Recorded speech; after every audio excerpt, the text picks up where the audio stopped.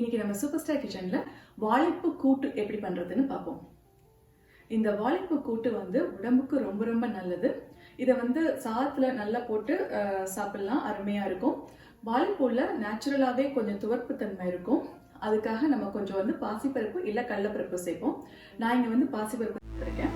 நீங்க வாழைப்பூவோட அளவை பொறுத்து அந்த பாசிப்பருப்போட அளவை கூட்டிக்கோங்க, இல்லைன்னா குறைச்சிக்கோங்க. வாங்க எப்படி பண்றதுன்னு பார்ப்போம். வணக்கம். இன்னைக்கு சூப்பர் ஸ்டார் கிச்சன்ல வாழைப்பூ கூட்டு எப்படி பண்றதுன்னு பார்ப்போம்.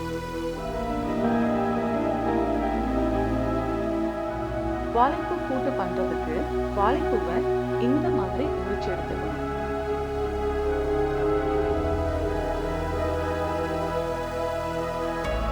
அந்த பூல நடுவுல மகரந்தம் இருக்கும், அதையும் கீழே புள்ளிகள் இருக்கும், அதையும் பிரிச்சிடணும். இந்த வாழைப்பூவை சின்ன சின்னதா கட் பண்ணி தண்ணியில இல்லைன்னா மோர்ல போட்டுக்கணும். ஒரு கடாயில 4 டம்ளர் தண்ணி ஊற்றிக்கணும். அதுல 1/4 டீஸ்பூன் மஞ்சள் தூள் போட்டுக்கணும். அப்புறம் அது கூட வெட்டி வச்சிருக்கிற வாழைப்பூவை சேர்த்து மீடியம் ஃப்ளேம்ல ஒரு 10 நிமிஷத்துக்கு வேகணும்.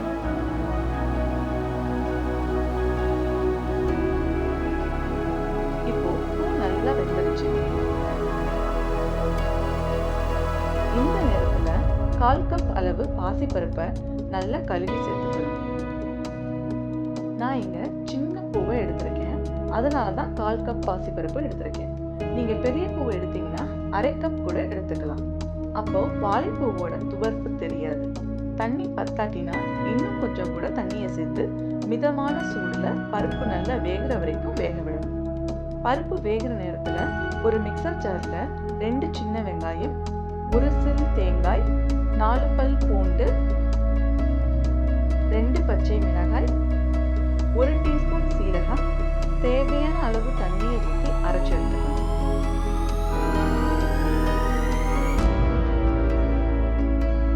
இப்போ பருப்பு நல்லா வெந்துடுச்சு.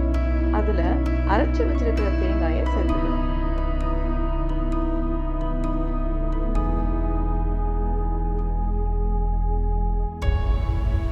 கூடவே இந்த கூட்டுக்கு தேவையான உப்பையும் சேர்த்து ஒரு 5 நிமிஷத்துக்கு கொதிக்க விடணும்.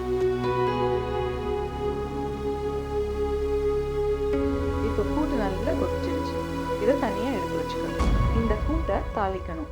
அதுக்கு ஒரு பேன்ல 2 டீஸ்பூன் எண்ணெயை ஊற்றி மீடியம் ஃப்ளேம்ல சூடு பண்ணணும். எண்ணெய் சூடானதும் 1 டீஸ்பூன் கடுகு, 1 டீஸ்பூன் உளுந்து, 1 டீஸ்பூன் சீரகம், 2 வத்தல்,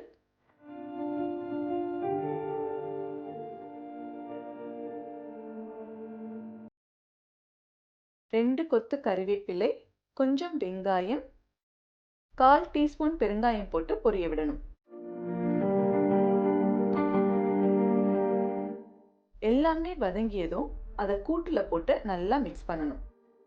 அவ்வளவுதான், சுவையான வாழைப்பூ கூட்டு ரெடி ஆயிடுச்சு. நீங்களும் இந்த ரெசிபியை உங்க வீட்டில் ட்ரை பண்ணி பாருங்க.